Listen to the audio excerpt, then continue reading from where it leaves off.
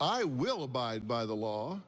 So Jessica is going to have to leave the stage temporarily here in order for me to talk to Dean. Because according to the order, the two must stay 100 yards away from each other. And she's got to go out one door and stay 100-yard radius away while we bring him in. Because I do respect the court, even though you don't. We'll be right back.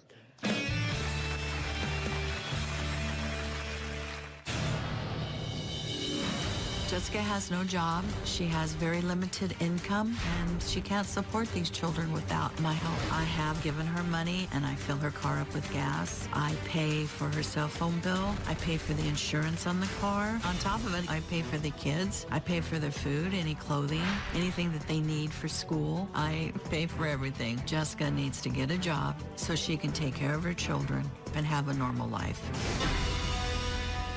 Okay, Cindy says she has been the caretaker and provider for Jessica's children for years now. Despite an order of protection, Jessica chooses to live across the street with her boyfriend Dean instead of caring for her children.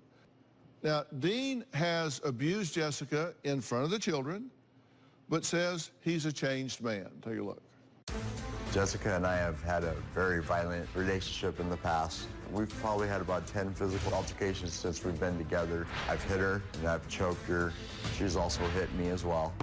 A lot of times she does instigate it. Sometimes I am just defending myself, and then there's other times that she has pushed me to the point to where I lash out. 2 years ago, Jessica fell asleep on the couch, and she woke up screaming and hollering at me.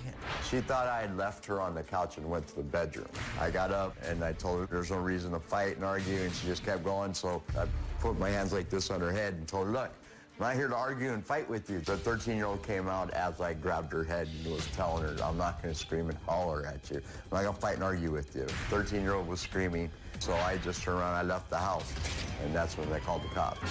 I regretted every minute of it. I don't like that I was able to be pushed to that point.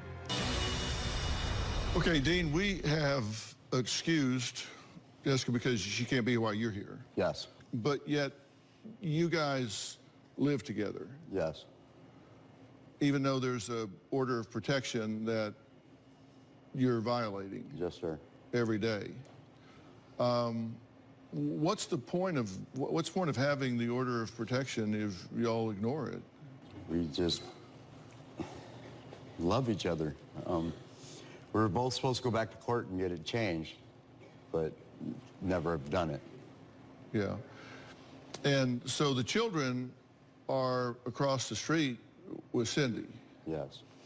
That house isn't 100 yards away from your house, is it? Probably not, Well, but it's a football field is 100 yards. Oh, yeah, Did you no, put a that's football field between no. the houses? No. No. No, okay. So you're also violating it in regard to the daughter. Yeah, I suppose so. So you could go to jail right now. When did you give her these black eyes? That was when she hit me in the face with the phone. And she was screaming and hollering at me and chucked the phone at me and hit me right here in the face. And then there's one other instance where she hit me in the back of the head with the phone and took off running, and she beat herself up in the bedroom. So it seems like the wisdom of the court order might be pretty good. Not so much court order. I've never wanted that to ever happen. And I've told her. And now I just at the point to where, you know what, I'm done. It's not worth it. I'm not going to argue. I will walk out. I get out of the car. There's times we're driving down the street, she starts screaming and hollering. I get out of the car and I tell her, look, it's timeout time. If Dean really loves Jessica, wouldn't he want to do everything he could to mend the broken bond with her